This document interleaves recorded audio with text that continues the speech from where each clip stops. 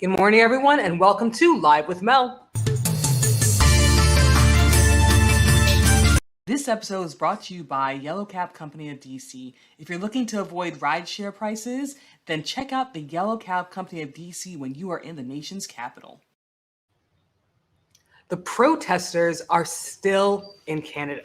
The Freedom Convoy has gained a lot of steam, and the protesters are saying that they are not looking to leave until all the COVID mandates have been lifted. Now, Canada is now getting frustrated with the protesters, and it does seem as though they are trying to take a much more aggressive approach. A few days ago, Canada they declared a state of emergency because of the protesters. Now it's looking as though this protest is growing into something much bigger than just a protest, something much bigger than just people coming together to protest something. Many people are saying that it's an occupation, that it is now a bigger political movement. And because of this, Canada has now taken a different approach when it comes to dealing with the protesters there. Now we are on the 12th day. We are on the 12th day of the Freedom Convoy. And it looks like the protesters are not going to leave. In the Ottawa area, there's about 500 trucks still there, still blaring their horn, still causing issues for people in downtown Ottawa and around Canada as well. But the main focus right now seems to be in Ottawa, where the mayor is at his wit's end. And again, they are now looking and calling for stronger measures to try and deal with the protesters. Now, since Ottawa has issued and declared a state of emergency, police officers have been able to take a more aggressive approach when it comes to dealing with the protesters. They are now issuing tickets and citations. They're arresting people. They're cutting people off from food supplies and from fuel supplies as well. And in some instances, they have even seized vehicles and seized fuel as well. It looks as though the Ottawa police is looking to essentially smoke them out. They're looking to cut them off from all of the supplies in order to have them disperse. Now, while they're taking a more aggressive measure and while they're calling for more police officers to come in, at this time, Canada does not want to send the military out. And they're hoping that by taking these more aggressive measures, like the seizures and the arrest and the tickets and citations, that it will cause the protesters to leave on their own. Now, something else that was a big setback for the protesters was GoFundMe. Now, last week, GoFundMe had decided that they would not distribute the funds to the protesters, to the leaders of the organization. Now, initially, they told people who donated that they could request a refund and the money would go back to them, and any money left over would go to various charities. However, because GoFundMe did face backlash for saying that, GoFundMe has decided to change their tune, and they're issuing a refund to every single person who did donate. Now, because of this, many thought with that happening, with GoFundMe not distributing the funds to the organizers, that it would cause the protesters to leave sooner. However, protesters have found other ways to raise money, and they have been going to various other sites that are similar to GoFundMe where they can raise funds, and those websites are saying that they will distribute the funds to the organizers. Now, one of the big reasons why GoFundMe has decided not to distribute the funds to the organizers is because of the growing movement. Many people no longer consider this a protest. And again, many people have been stating that it's an occupation, that they're occupying the area, which is much bigger than a protest. And it does look as though it's becoming a much bigger political movement. And there's even talks at the moment of freedom convoys that are going to happen in the United States and in Europe as well.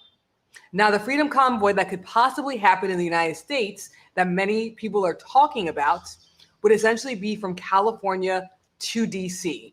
There's not a lot of information about that. We don't know when it's going to happen or if it's even going to happen, but we do know that they are planning to have a convoy go stress across the United States as well, which is causing people to worry also. But now going back to Canada, Canada is trying to do this again in a peaceful manner.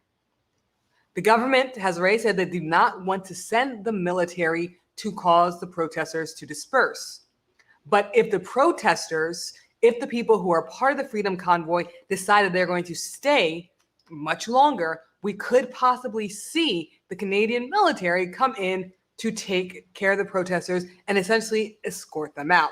And again, that's a nice way of saying it. So right now, the tactic that Canada is trying to use is to cut them off from supplies, to cut them off from food, to cut them off from fuel, seize vehicles so they can exit the Ottawa area. In response to what's happening, many protesters are saying that they do not plan to leave, that they plan to stay in the area until, again, this is until all the vaccine mandates have been lifted, until all the COVID mandates have been lifted. Now, Canada looks as though they're not going to fold to the demand of the protesters. They're going to try various other ways to deal with the protesters. Again, the Freedom Convoy started off as a protest against the vaccine mandate that was put in place at the border for truck drivers. Truck drivers, when they entered Canada, either had to be vaccinated, or if they weren't vaccinated, they had to quarantine and then take a COVID test. Now, it was a small majority of cross-border truckers who did not follow the policy and who decided they were not going to get vaccinated. So around 10% of the truck drivers are not vaccinated. And while it's a low percentage, they are the ones making the biggest noise. Now, while the protests originally started because of that mandate at the border, the protest has grown to a much bigger political message. It's no longer about the mandate at the border. It is now about the mandates, all of the mandates that have to do with COVID-19. Now, while Canada is trying to deal with this, while Canada is trying to get the protesters to leave Ottawa and other areas as well, on the other side of the border in the United States, conservative and Republican politicians have been supporting the movement.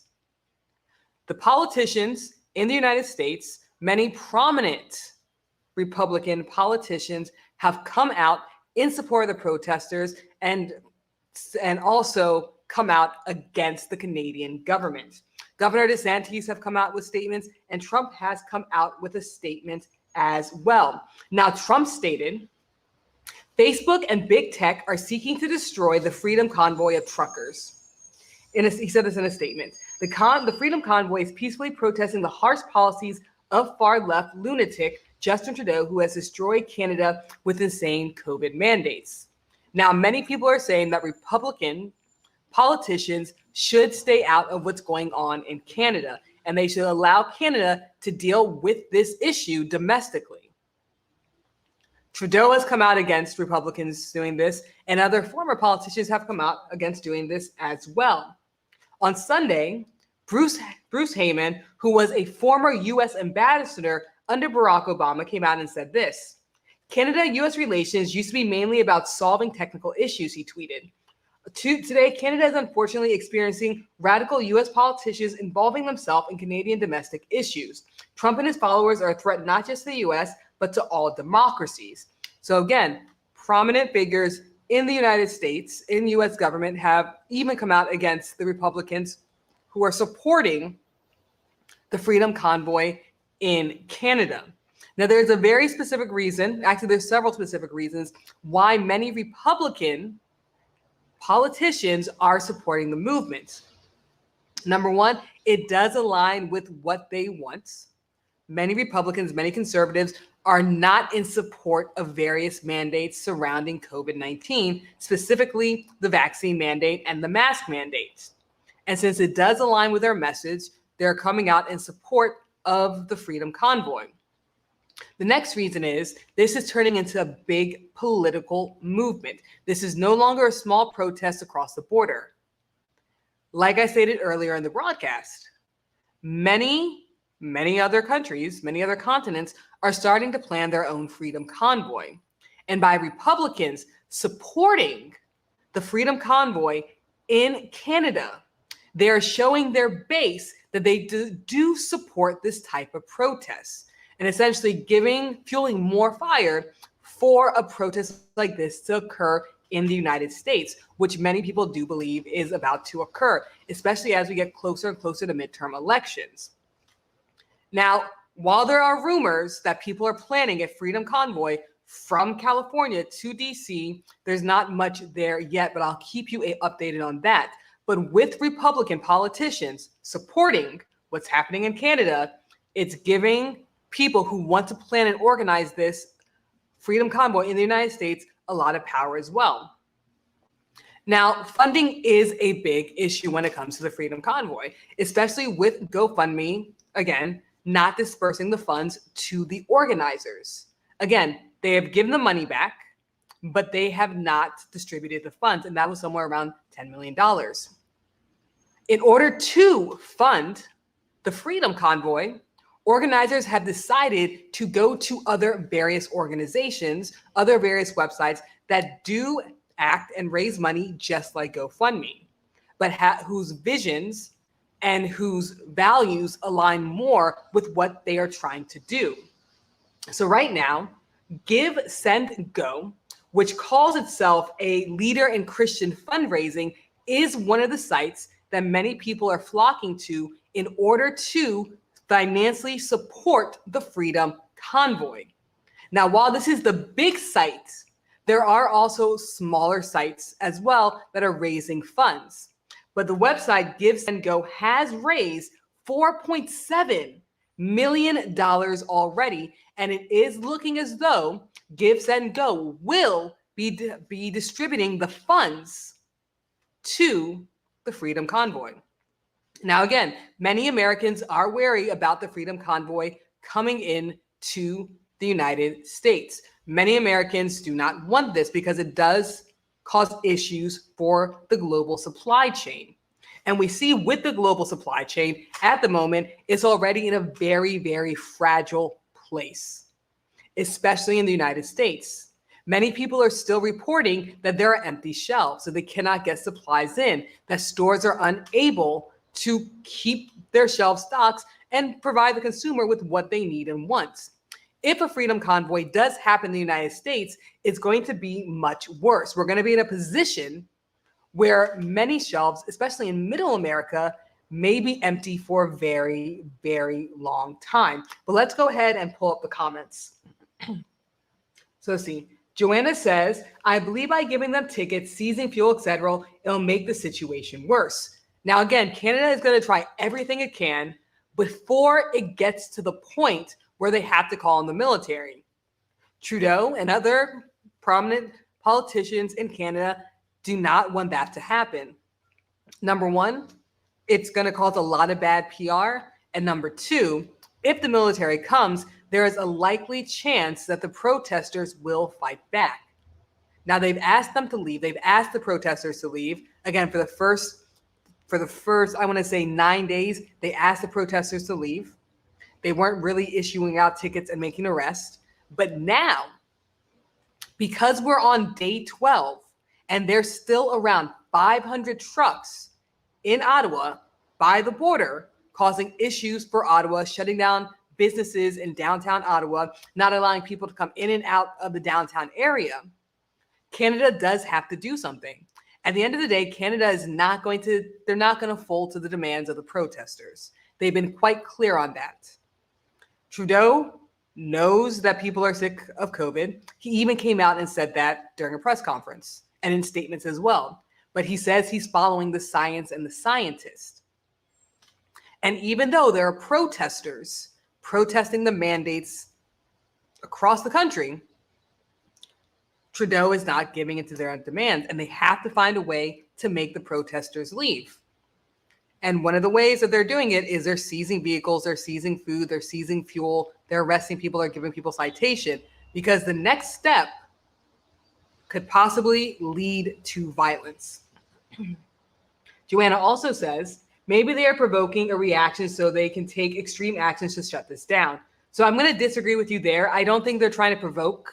I don't think they're trying to provoke an extreme reaction. I think that if the truckers realize that they don't have supplies, that they'll leave.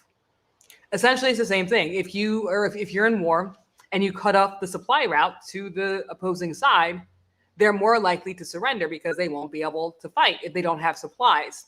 So essentially what they're doing is cutting them off from supplies so they can't continue another day. If you run out of fuel, if you run out of food, if you're not able to provide your basic needs, you're more likely to leave the situation than stay. So there looks as though Canada is just trying to cut them off so they don't have the ability to stay. And again, with GoFundMe not distributing the funds, that could have helped. But because we have these other organizations allowing the funds to move to the organizers, it could supply them with many things that they need. But not allowing them to shop and get those things could just force a lot of people to leave. It's easy to stay in an area when you have heat to keep you warm and you have food when you're hungry. But when you don't have those things, there's only so many more days that you can go. Evelina says, thanks for this update. No problem. I'm keeping you guys updated as this grows and as policies change and everything. So I'm continuing to keep you guys updated with everything that's going on with the Freedom Convoy. Evelina says, sounds like something needs to be done. And again, Canada is trying to get this done. Canada is trying to get in a position where they can get the protesters to leave, but it's becoming more and more difficult. It seems as though anything that Canada does is just not enough. In true Canadian fashion, the first thing they did for the first about 10 days was ask them to leave. And that was very Canadian. And that is probably not what will happen in the United States if the Freedom Convoy does come to the United States.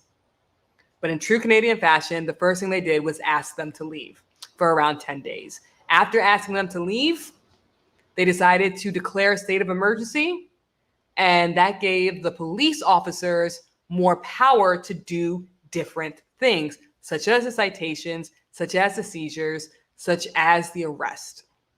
But again, it's looking as though that is not enough either. Again, day 12, 500 trucks still there. Now, even though they're still there, Canada does not want to take that next step because, like I said before, the next step is really bringing in the military. I don't know what other step in between they can start doing. They can increase the amount of seizures. They can increase the amount of arrests. They can increase the amount of tickets. But again, I don't think that's going to cause the protesters to leave, especially because they have the support of conservative politicians as well. So I do think the next big step that they're going to take is going to be a military presence there in Canada. Now, the mayor, Jim Watson, has been requesting more police. I think at one point, the mayor of Ottawa, Jim Watson, did ask for an increased police presence from surrounding areas. I think he asked for somewhere between 1,500 to 2,000 more police officers to try and deal with this. And again, we're still at the state where it's just the police that's dealing with this issue. And it could possibly get to the point of the military stepping in, even though that's something that Justin Trudeau does not want to do. He wants the protesters to kind of leave on their own accord or kind of be nudged out. Many people do not want to see violence happen at this Freedom Convoy. Many people want things to stay peaceful. But if a military presence does come in, there is a possibility that protesters will try to fight back as the Canadian military tries to push them out. Now, again, a lot of things are happening with the Freedom Convoy. We're on day 12, and people in Ottawa and Alberta and other areas are ready for them to leave. Now, again, the big news is coming out of Ottawa because Ottawa has declared the state of emergency, because they're taking that harder, that more aggressive tactics when it comes to dealing with the protesters. But I'll continue to keep you guys updated and let you know what's going on with everything with the Freedom Convoy. And again, this is much bigger than a protest now. It looks as though it's going to come to other countries, including the United States. So people starting to plan things as well in the United States. I know trucking companies are having meetings about it. I know politicians are talking about what they're going to do. I believe even law enforcement, which I don't have too many sources coming from there, but they're also talking about how they may deal with it if it does come through their city. Again, it could be quite dangerous for the United States if the Freedom Convoy does come to the United States, and not even in the terms of just people blocking highways and things of that nature, but because they're going to be coming on trucking routes, because it's going to disrupt the movement of goods when we're already in a fragile place. And if something happens where the freedom of goods stops moving across middle America, you could see a situation where people in middle America essentially starve. So again, the Freedom Convoy, while it initially started as a protest, has turned into a big political movement, and we could see more and more Freedom Convoys happening across the globe, including right here in the United States. So guys, I will keep you updated. Thank you so much for tuning in. My name is Mel. I come live every single Monday through Wednesday to bring you guys current events and let you know what's happening across the globe and right here in this great nation as well. Thank you so much for tuning into ENSL. We have a lot of other great shows coming. You can watch the Power Hour panel tonight if you're into politics, and we have cool rides with Greg and German if you're into cars. And we have a lot more great stuff coming to the network. So guys, thank you so much for tuning in. Again, my name is Mel. I come live every single Monday through Thursday. Thank you so much for watching this TV station and the live stream as well if you're watching on the live stream. I will see you guys tomorrow morning. Have a great day, everybody.